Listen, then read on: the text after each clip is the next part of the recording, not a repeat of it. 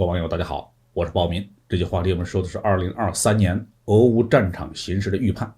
乌克兰呢很难取得胜利。最近呢，俄军与乌军在战场上的对峙进入了僵持状态，双方围绕几个点的争夺僵持不下。俄罗斯总统普京下令俄军在东正教圣诞节期间对在乌全境接触线停火36小时，同时呼吁乌克兰方面呢也实施停火。乌克兰的反应是，要么你们的士兵滚开，要么我们把他们赶跑。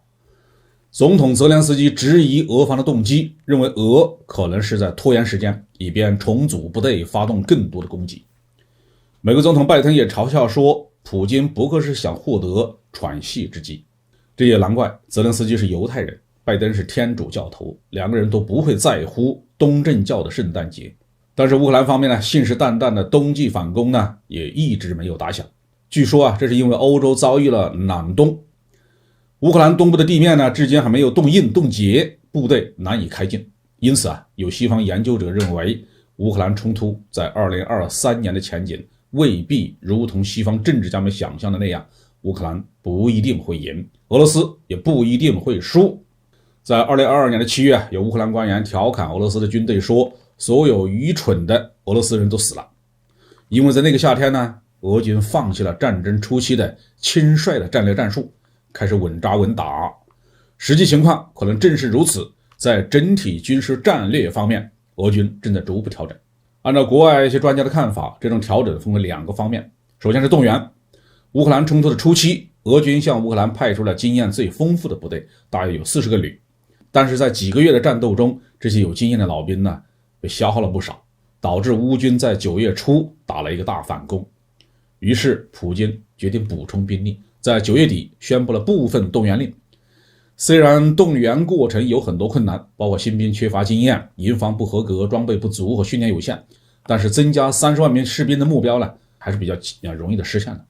其中有10万人已经开上了前线，20万人呢正在接受训练。其实呢，按照俄军的习惯，每年都有25万的预备役人员要接受训练，所以俄军的兵力不足的问题正在逐步的解决。第二个方面就是赫尔松撤军，这个举动在政治上确实让俄罗斯政府有失颜面，但是从军事角度来说，这是一个很明智的选择，因为俄军在第聂伯河西岸的阵地是一个孤立的突出部，面临着巨大的防守压力和后勤保障方面的困难。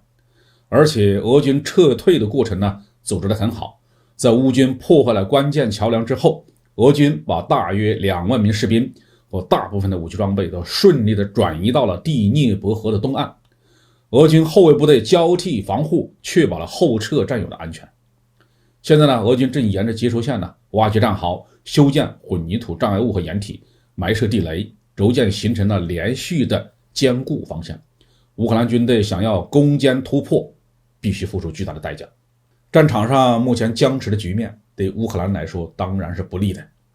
即使是得到了西方的军事和经济援助，乌克兰最重要的战争资源，也就是人口，是远远不如俄罗斯的。而且冲突在乌克兰的领土上进行，打烂的坛坛罐罐，值钱不值钱，钱都是乌克兰的。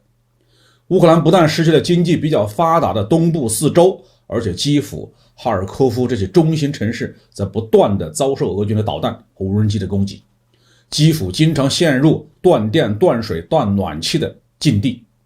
俄罗斯的本土却基本上没有遭受战争的影响。虽然乌军呢设法用无人机远程突击俄军的后方基地，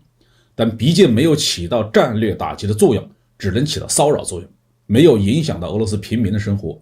所以西方军事专家认为，这是一场对乌克兰极其不利的战争。特别是俄军打击乌克兰的电力设施，就会让俄军的指挥控制、通信、防空以及情报收集系统被迫启用自备的发电机，而不能持久。而发电机的热信号本身就容易暴露目标，失去了电力供应，还让乌克兰的电力机车无法使用，不得不重新启用铁路柴油机车，这又增加了乌军的柴油的消耗，挤占了卡车、坦克和装甲车辆的燃料。